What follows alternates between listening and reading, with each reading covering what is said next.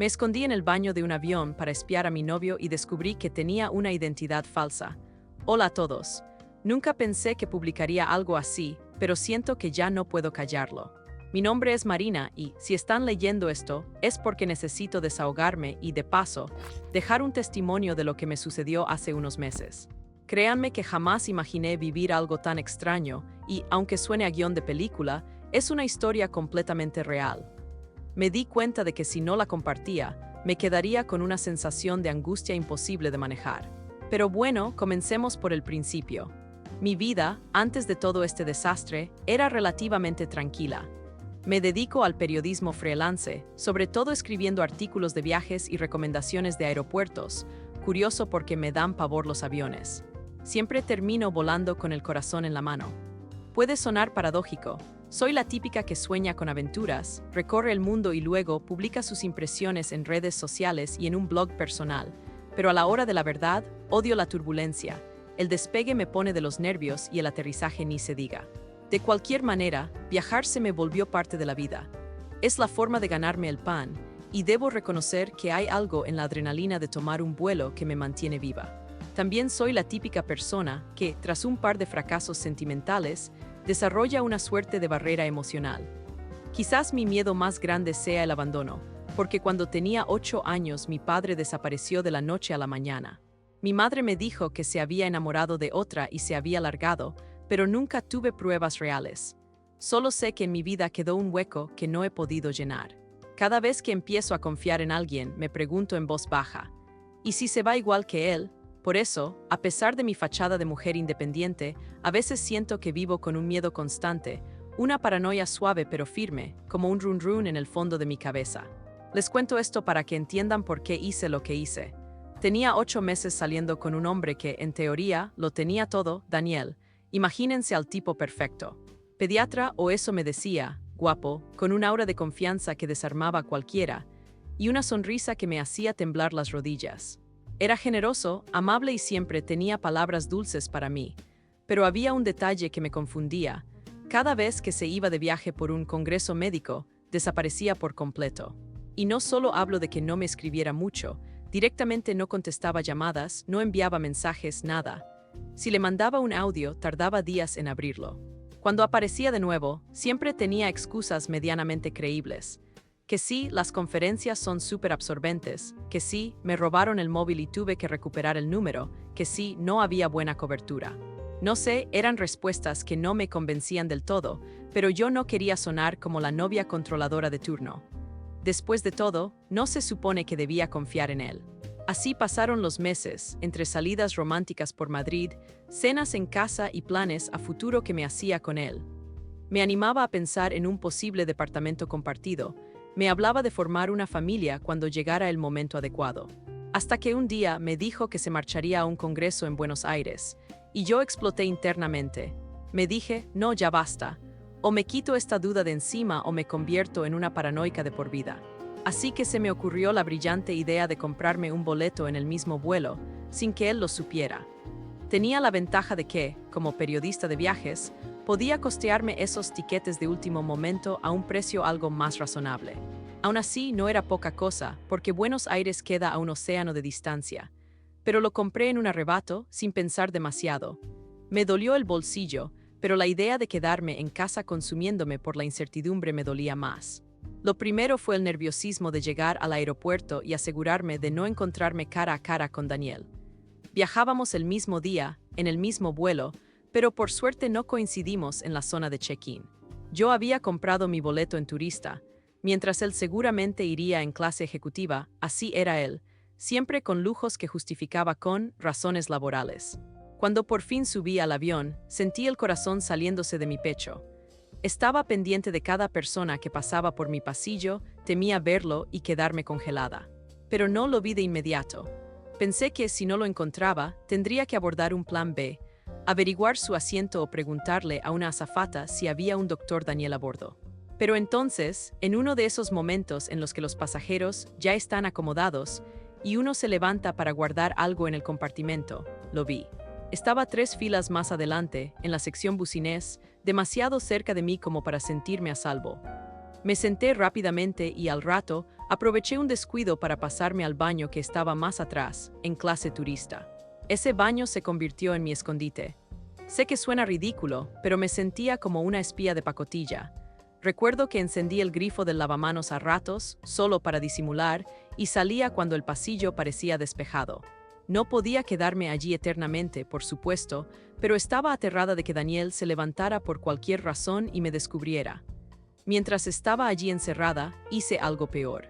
Me asomé un par de veces, abriendo un poco la puerta para ver si distinguía algo en la cabina.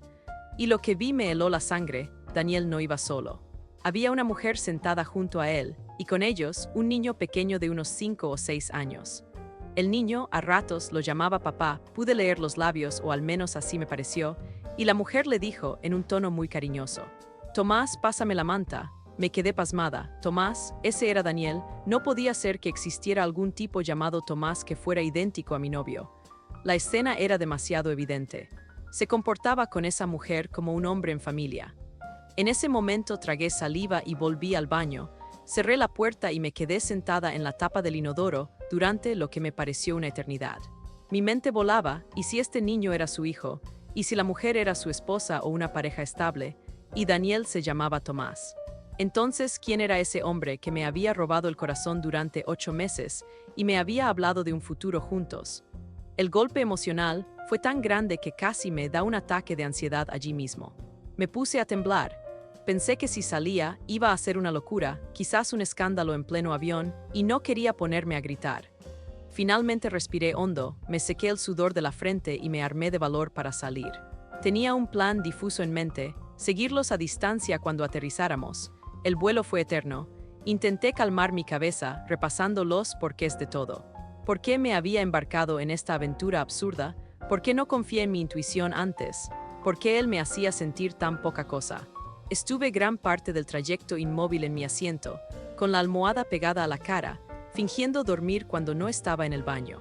Hacia el final, logré ver cómo Daniel y esa supuesta familia se preparaban para el aterrizaje. Ninguno de ellos me vio, o al menos no percibí ninguna mirada sospechosa. Al bajar del avión, me adelanté como pude. Salí rauda con mi mochila de mano y atravesé migraciones con cierta prisa, intentando no perderles la pista pero manteniendo distancia. En el control, noté que él se dirigía a la ventanilla de extranjeros con la mujer y el niño. Yo ya había pasado cuando ellos llegaron, así que no escuché nada de la conversación con el agente migratorio. Pero vi que él mostraba documentos distintos a los que yo conocía. En lugar de un pasaporte español, enseñó uno argentino y se identificaba con otro nombre. Me fijé de reojo en su tarjeta de desembarque: Tomás García. Si les soy sincera, casi me mareé ahí mismo. La única certeza que tenía era que Daniel me había mentido desde el principio. Y no se trataba de una mentira sencilla, como fingir un oficio o exagerar un currículum, sino de una identidad entera. Empecé a preguntarme si al menos algo de todo lo que había compartido conmigo era real. Los seguí cuando recogieron las maletas. Yo llevaba una valija pequeña y me quedé tras una columna simulando que buscaba algo en el móvil. Mis dedos temblaban. Vi cómo él besaba a esa mujer en los labios, cariñoso. Sentí que se me rompía el corazón y un nudo me subía a la garganta. En la terminal, él alzó al niño como si fuera su hijo de toda la vida, y el pequeño le devolvió un abrazo sincero, de esos que un niño da cuando confía plenamente en su padre. La escena era desgarradora. Me quedé clavada con la mirada perdida, sintiéndome la intrusa que en realidad era. Podría haber corrido hacia él, gritado su nombre o Tomás y montado un espectáculo, pero me contuve. Quería respuestas, sí, pero también estaba muy dolida y, sobre todo, asustada. No tenía un plan claro, solo sabía que no quería quedarme con la versión de una confrontación en público. Necesitaba entender la dimensión de la mentira. Entonces me dije: Marina, investiga primero, todavía no lo enfrentes. Fue mi instinto periodístico el que habló por mí. Siendo ya de noche, me las arreglé para tomar un taxi y seguirlos discretamente desde atrás.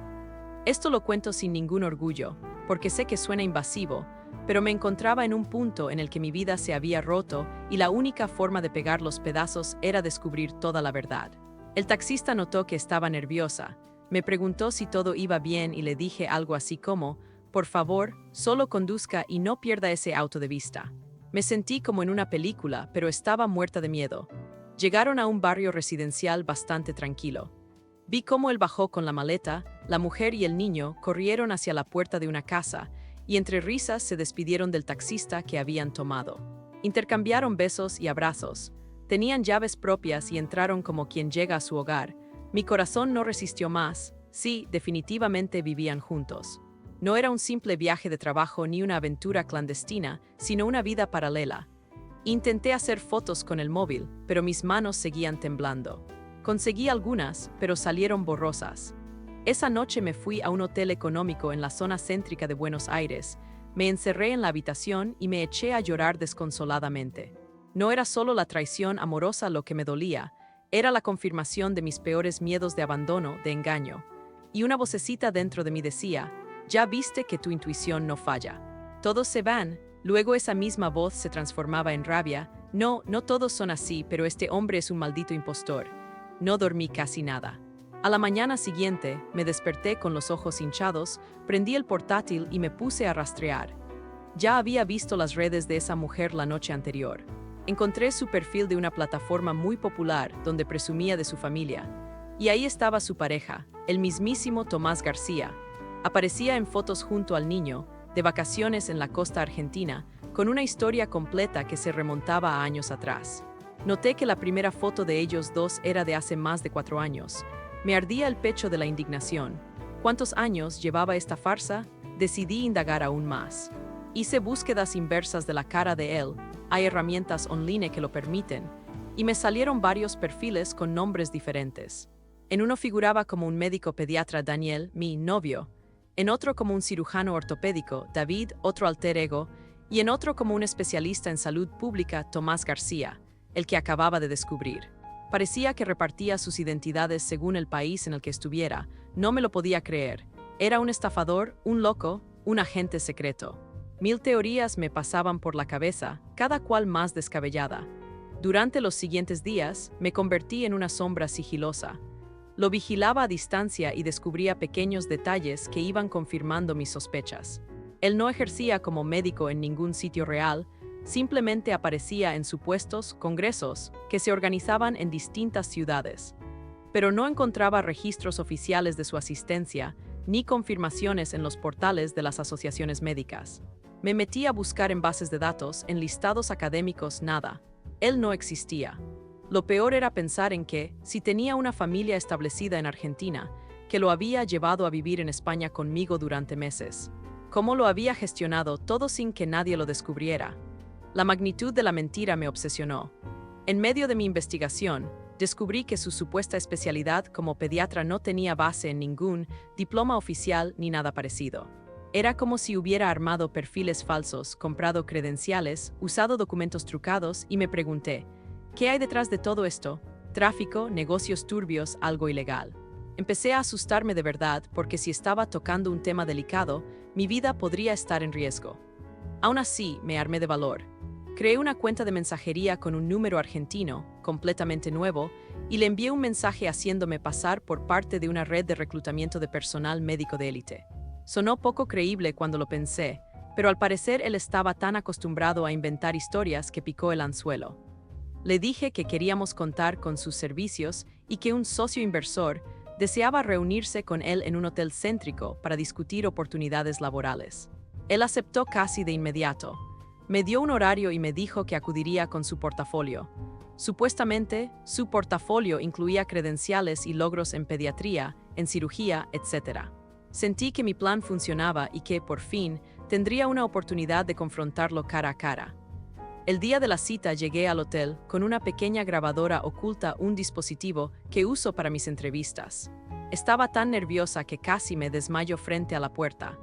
Pero entonces entré, me dirigí al lobby y lo vi sentado allí, con el mismo porte seguro, revisando unos papeles. Tenía el móvil a un lado y, por un momento, me sorprendió comprobar lo atractivo que seguía pareciéndome. Quizás fue la costumbre de verlo como mi pareja o el dolor que aún estaba fresco, pero me costó mantenerme firme. Respiré hondo y me acerqué. Lo saludé con un hola, Daniel, resaltando su nombre falso como un golpe directo. Él se quedó inmóvil, me miró con la boca abierta. Luego su cara cambió como si activara otro personaje.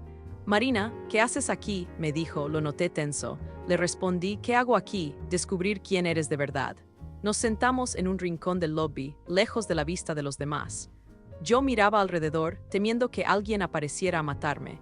Le dije que quería respuestas, que lo había seguido en el avión, que sabía que tenía una familia y que su verdadero nombre era Tomás García. Él se quedó callado un rato, luego soltó algo parecido a una risa seca y me dijo: «No es tan sencillo». Me empezó a contar una versión de su historia en la que decía que su relación con esa mujer argentina estaba rota, y que el niño no era suyo, solo el hijo de un amigo que lo quería mucho, y que por eso le decía papá. Lo escuché con incredulidad. Todo me sonaba a cuento improvisado. Estaba furiosa, pero intenté mantener la calma. Mientras tanto, la grabadora seguía captándolo todo.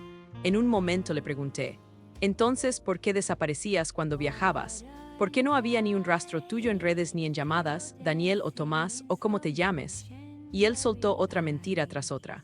Que si tenía que cuidar su reputación, que si los congresos eran eventos reservados, que si su familia política no aprobaba su relación con una extranjera. Una sarta de excusas, cada cual más ridícula. Le dije que había rastreado sus credenciales y que no encontré nada. Su mirada cambió por completo y se tornó sombría. Me dijo en un tono que no le conocía: «¿De verdad crees que me investigaste a fondo?» Yo me quedé en silencio. Y él sacó su móvil, abrió la galería y me mostró una foto mía durmiendo en mi propia cama, de espaldas, en un ángulo que solo alguien en la habitación podría haber tomado. Hasta ahí, todo normal, podría ser una foto de pareja. Pero luego hizo scroll y vi fotos mías en situaciones mucho más inquietantes. En la cafetería debajo de mi casa, comprando en el supermercado, saliendo de la tintorería.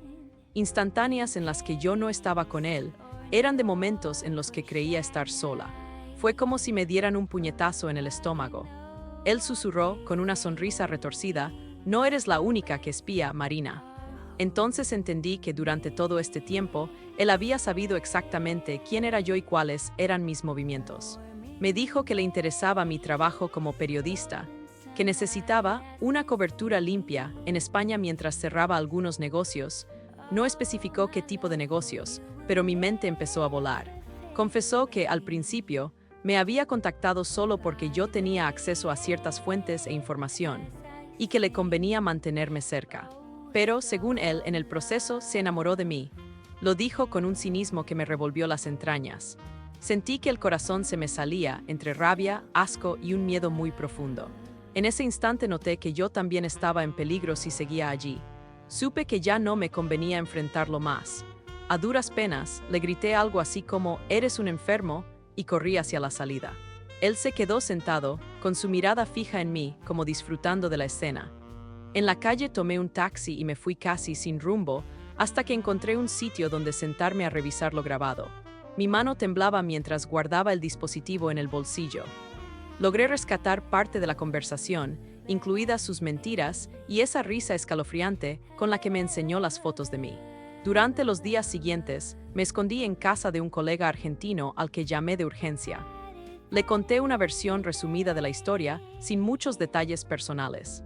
Es un periodista de investigación de esos que tienen contactos en medios importantes de América Latina.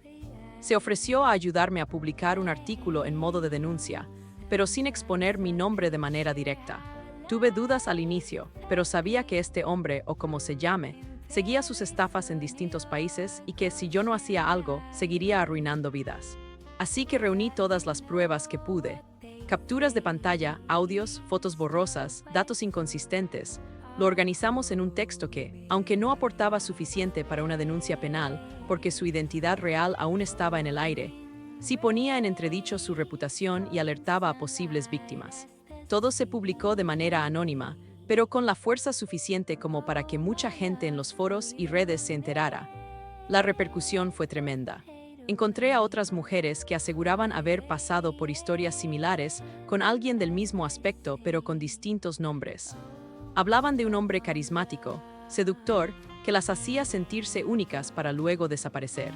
Una de ellas decía que le había estafado dinero, otra que la había convencido de invertir en una clínica fantasma. Varias coincidían en que, cuando empezaban a sospechar, él las intimidaba con fotos y amenazas veladas. Estaba claro que la manipulación y el control eran su especialidad. Yo me quedé en Argentina un par de semanas más, recopilando más información y ayudando a mi colega periodista. Daniel o Tomás, o como se llame, no volvió a contactarme directamente en esos días. Tampoco me lo crucé en la calle ni en ningún lugar público, algo que agradecí profundamente. Tenía pesadillas constantes, despertaba a medianoche sudando, con la imagen de su rostro fijo en mi mente. Era como revivir mi antiguo trauma de abandono y mezclarlo con una sensación de haber sido usada, vigilada. Me cuestionaba todo, mi capacidad para juzgar a las personas, mi propia seguridad y mi valor como mujer. Al fin, regresé a Madrid. Alquilé temporalmente un pequeño apartamento en un barrio diferente del que él conocía, por precaución. Temía que apareciera en mi puerta y quisiera explicaciones. Con el tiempo, la intensidad de mi angustia fue bajando y me centré en mi trabajo. Publiqué un par de artículos sobre turismo en Argentina, evitando referencias personales. Traté de recuperar mi vida poco a poco. Un par de meses después, cuando ya empezaba a creer que aquello era un capítulo cerrado, recibí una postal sin remitente. Estaba en mi buzón con mi nombre. La tomé con dedos temblorosos. Al abrirla, casi me desmayo. Era una foto del baño de aquel avión donde me había escondido. El mismo interior, aunque esta vez estaba vacío, y encima del lavamanos había una flor seca. No decía nada más, pero la imagen era clarísima. Al reverso, solo un hola Marina escrito a mano. Reconocí su caligrafía en esa escueta nota. Tuve un escalofrío que recorrió mi columna entera. Lo primero que pensé fue en salir corriendo, llamar a la policía o cambiar de país. Pero me detuve, respiré hondo y me dije, no, esto es lo que él quiere, que yo viva asustada. Con el tiempo y la ayuda de terapia, he logrado procesar parte de esa experiencia.